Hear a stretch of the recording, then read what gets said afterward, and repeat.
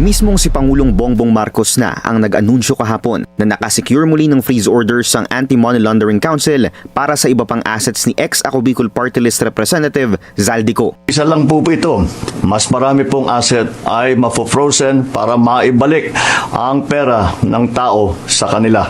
Ito po ang aming pangako that the money of the people will be given back to the people. Ang ilang legal documents na nagpapakita ng breakdown ng most recent batch of assets ni Ko na pinatawan ng freeze order. Ayon sa investigasyon ng AMLAC, ang assets na ito may probable cause para sabihin na ginamit bilang depository o binili sa pamamagitan ng mga natanggap na pera ni Ko mula sa kanyang alleged corrupt activities. Binubuo ito ng 205 bank accounts, 12 insurance policies at 3 air assets, 2 Augusta Westland AW1398 at isang Gulfstream G350. Nirehistro ang 2 Augusta Westland noong 2021 at ang isa naman ay noong 2024. 919.1 million pesos ang presyo ng isa. Samantalang ang Gulfstream na niregister noong 2024 nagkakahalaga naman ng mahigit 2 bilyong piso. Base raw sa initial financial investigation ng AMLAC, aabot sa 3.9 billion pesos ang recorded total inflow transactions ni Ko sa loob lamang ng 4 na taon mula 2021 hanggang 2025 noong siya ay kongresista na. Mas malaki ito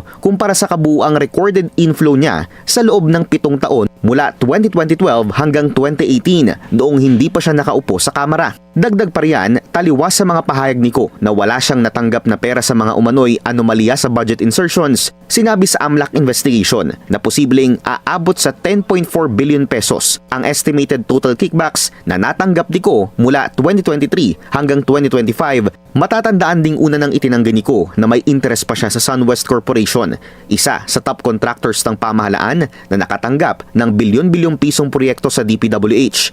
Una na rin itong nasangkot sa Pharmalis scandal noong 2020 at overpriced laptop sa DepEd noong 2021. Pero base sa investigasyon ng AMLAC, si Ko pa rin ang may hawak ng pinakamalaking bahagi ng shares sa kumpanya. Sinilip din ng aming team ang frozen bank accounts ni Ko. Ilan dito? Joint accounts mismo ni Ko at ng SunWest Construction and Development Corporation.